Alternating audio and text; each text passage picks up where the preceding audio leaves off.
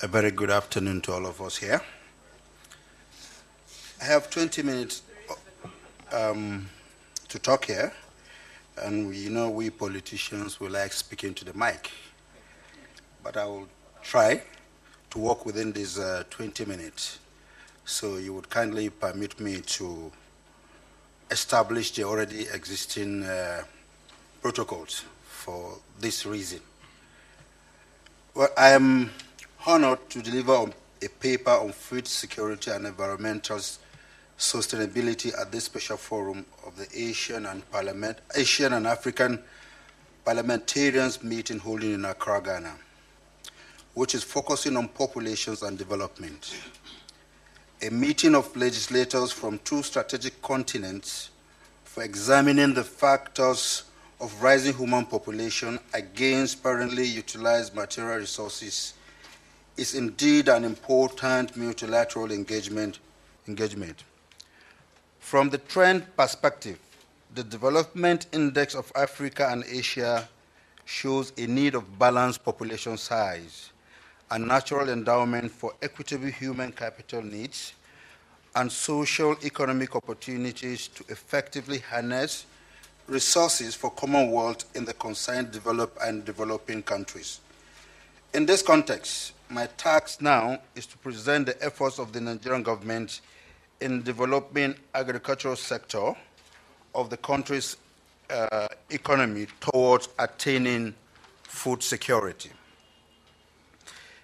Nigeria is bordered by Benin, Chad, Cameroon, and Niger republics, with a coastline of 853 kilometers around the Atlantic Ocean in the Gulf of Guinea, as well as territorial waters and exclusive economic zones within a range of 12 and 200 nautical miles respectively, with a landmass estimated at 924,000 square kilometers, comprising 31% arable land, 36% pasture land, 12% forest, and woodland 14%.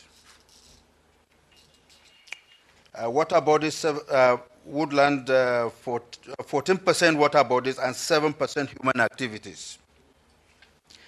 Based on projection from the 2017 census figure, the country's population stands at 198 million people, made up of 200 ethnic groups and 500 indigenous languages, with a demarcation into 6 geopolitical zones of the Southwest, South-South, Southeast, Northwest, North Central, and Northeast that envelope 36 states and the Federal Capital Territory. Nigerian potentials and prospects in agriculture make the sector a pivot for economic stabilization, diversification, and growth in the country. Commitment is to deploy technology, entrepreneurship, and market to explore commodity value chains opportunity in the rest sector of the economy.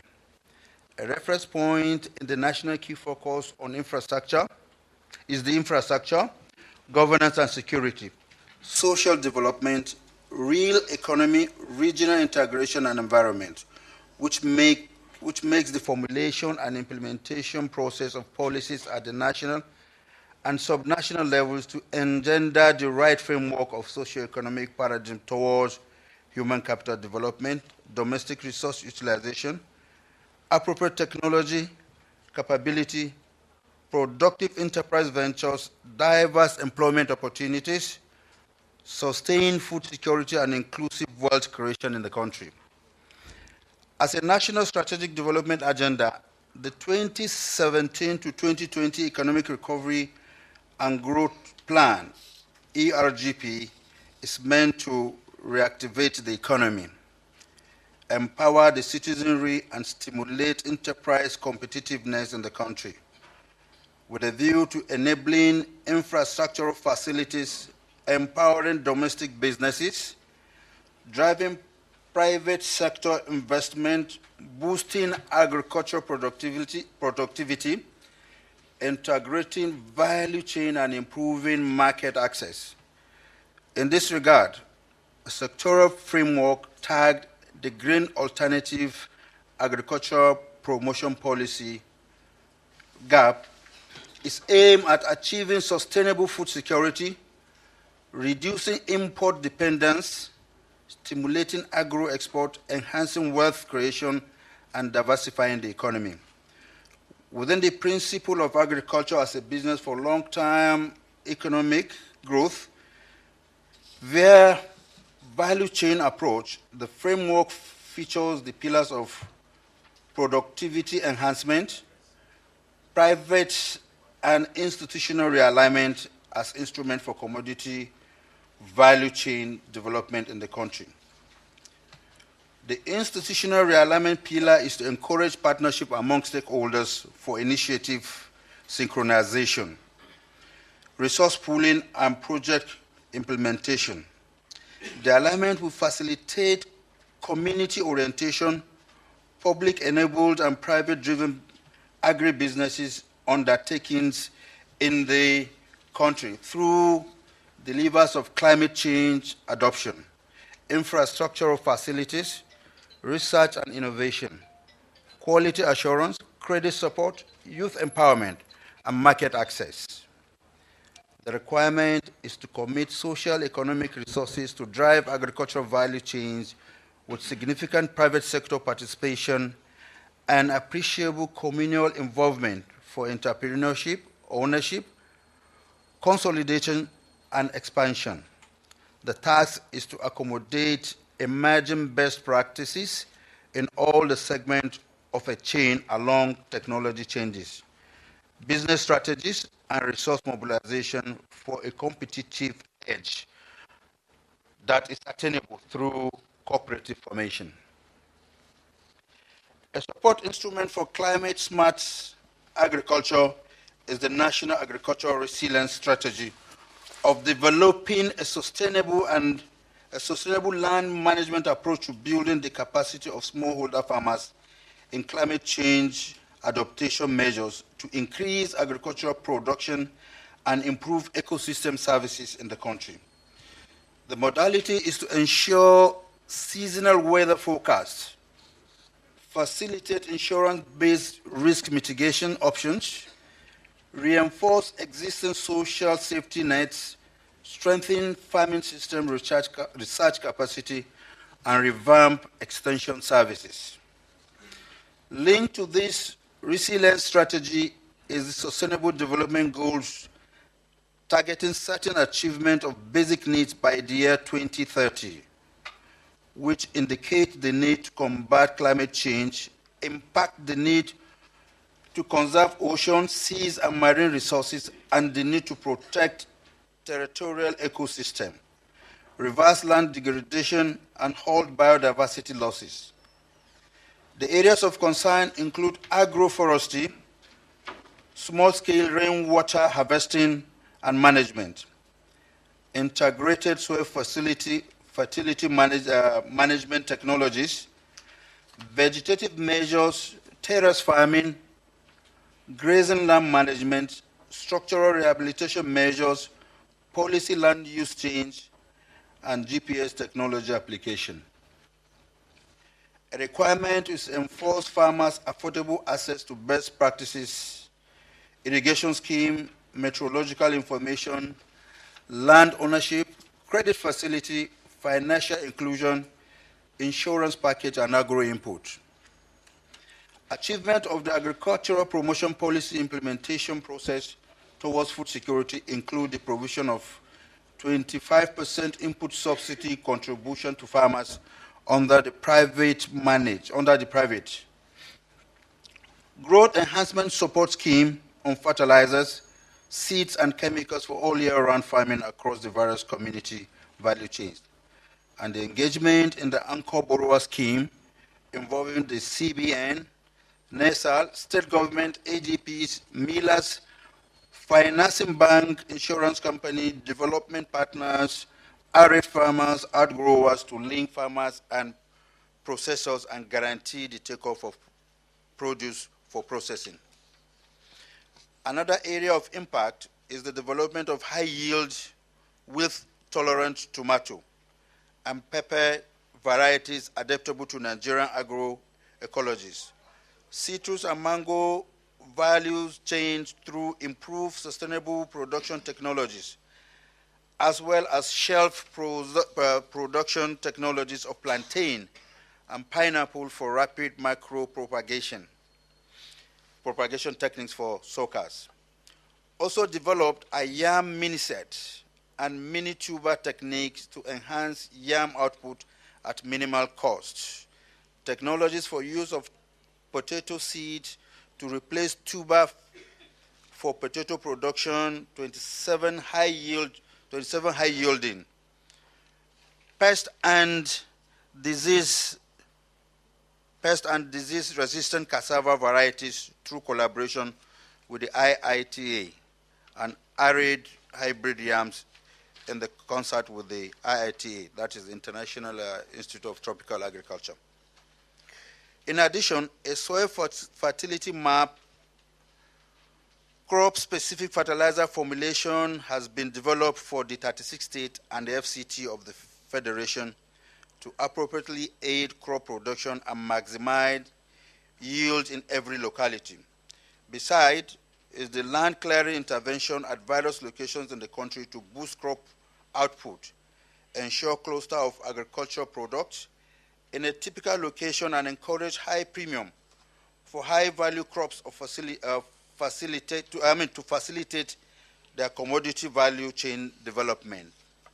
Other efforts include the establishment of fish pond clusters equipped with fish feed mills in Abia, Bayelsa, Borno, Delta, Ekiti, Kano, Niger, Plateau, Rivers, Sokoto, Yobe, and Zamfara states to afford the farmers the opportunity of accessing shared infrastructure and technical knowledge, and to establish fish farmers' access to finance and government support. In this connection, over 200 smoking cleans were distributed to selected fish markets and fish farmers nationwide, and additional 8,700 in Anambra, Bauchi, Borno, Edo, Jigawa, Kano, Kogi, Lagos, Nasarawa, and River states to promote preservation, boost shelf life, reduce post-harvest loss, and promote value addition for fish in the country. In the livestock subsector, 65,000 hectares from 13 states were secured as part of the 5,000 hectares each expected from the 19 northern states for the development of pasture grazing reserve, as well as procure exotic grass seedlings to enhance paddock fodder package and increase domestic beef and milk output in the sedentary grazing reserve setup. Equally established a cottage poultry processing and storage facility in 5 states: Osun, Benue, Abia, Adamawa, and Katsina states, and the FCT as well as profile backyard poultry farmers. And yeah, I'm just about one second. As well as profile backyard poultry farmers, and implemented expansion and mobilization of community animal husbandry services providers in each local government areas in the mentioned 14 states. As support service, 10 numbers animal health centers were constructed nationwide under the primary animal health care to provide affordable access and quality veterinary health care services.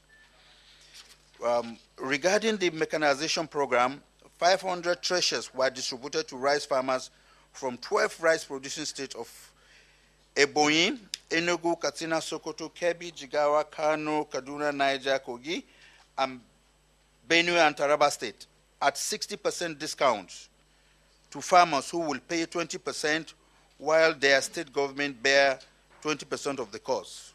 For infrastructure, 33 silos complexes with a combined capacity of 1,360,000 metric tons and 48 numbers of 2,000 metric tons commodity warehouse were established in various locations across the country to avoid the storage of product, to aid the storage of product.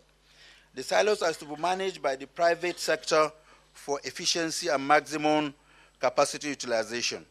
Related is the provision of motorized boreholes to major disadvantaged communities, feeder roads to link communities to market, and solar-powered street light in the rural communities. On processing, and federal government back of industry funded cottage industry development project facilitated 68 cottage crop processing mills under the PPP arrangement, which were at different stages of completion and operations with a few already handed over to the investors. Also in place across the 6 geopolitical zones are 18 numbers agro-industrial estates, 9 numbers farmers market, and 18 numbers one-stop inputs center project located with the support of government to eventually manage them under the public-private partnership. More so, the execution of the livelihood improvement facility enterprise program across the 6 geopolitical zones. Equally established cottage processing factories for shea nut, cashew nut, Sesame Street, palm oil kernel, tomatoes, yam, soya bean, cassava, jatropha dairy, plantain, banana, and coconut oil.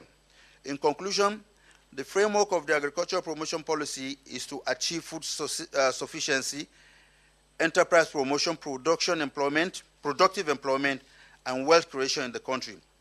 It is to address the challenges of growing population and declining revenues by promoting agribusinesses, aiding economic livelihood, and attaining food security in the country, in particular on institutional commitment to the rehabilitation, construction, and expansion of water resources in the country, as well as renewed national strategy on the effective extension system and research result application are engaging new generation of agribusinesses practitioners in the agri-practitioners in the country. In terms of initiative, the Growth Enhancement Support Scheme being aligned with the Central Bank's Anchor Borrower Scheme of matching fielding agro-processing companies with farmers, outgrowers, cooperatives to ensure an offtake, value addition, and guaranteed income for chain actors. Similarly, a private-driven agricultural mechanization program is being promoted to operate machinery hiring enterprise scheme and facilitate the manufacturing of durable farm equipment that can withstand the varying physical terrain, arid climatic condition of the country's diverse ecologies. To enhance domestic production in the agribusiness undertaking, a policy of low tariff on imported agricultural materials and equipment is being sustained in conformity with the provisions of the ECOWAS Common External Tariff and Trade Liberalization Scheme. A similar focus is the Zero Reject Initiative to enable the compliance of government institutions and business entrepreneurship to international food safety producers via appropriate standardization, quality assurance, and quarantine instrument for enhanced returns on agricultural export. As a necessity for trade and investment promotion for agricultural development in the country, bilateral, regional, and multilateral cooperation are being explored to augment the revenue base of the country to fast-track the implementation of critical infrastructure projects and aid private sector-led economy.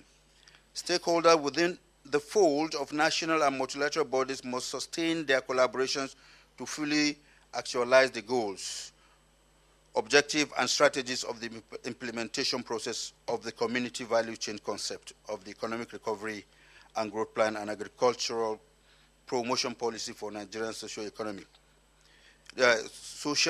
development. It is my hope and prayers that this Nigerian strategy towards achieving food security and environmental sustainability will produce the desired results and also be useful to any nation wishing to share with us. Thank you so much for listening. Thank you. I would like to say a rider on this climate change. For we in Nigeria, our parliament has been able to come up with a committee for climate change. specific. That committee is working out, modalities on how to go about the challenge. But I do know that we also have agencies like the meteorological agencies that are also being involved in this struggle. I do not have the capacity now to talk about specific details of what they are doing. But I would see if I can reach out to the chairman of that committee, before this meeting runs out, if I get any tangible, strategy they have outlined, I would be glad to share with you. To go straight to his question, where he asked, what is the level of participation, of government in all these policies we have mentioned? As you may be aware, the federal government of Nigeria is centered, on diversification. This is to say that less dependence on oil, and we go back to the farmland. So they have worked out a holistic way. At the federal level, we have the Federal Ministry of Agriculture and Rural Development. For each of these policies that I have mentioned, before they came to be, all the state commissioners of agriculture and other relevant agencies are usually invited for discourse. And I want to say that they have been taken along.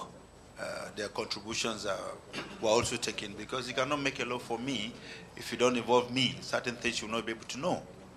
So by and large, I could just say that they have been reasonably taken along in the formulation of these policies. We just hope that these policies will turn out very beneficial to the country. I don't know whether I have answered the questions. Thank you very much. I hope that your questions have been answered, and I'm very, thankful my presenters also. They have been quite reciprocal. There's something that the question I wanted to know, what percentage of Ghana population is there? Yeah, that's about 6%. We are about 30 million, and roughly 6% of Ghana population. Thank you very much. So this is the end of the first session.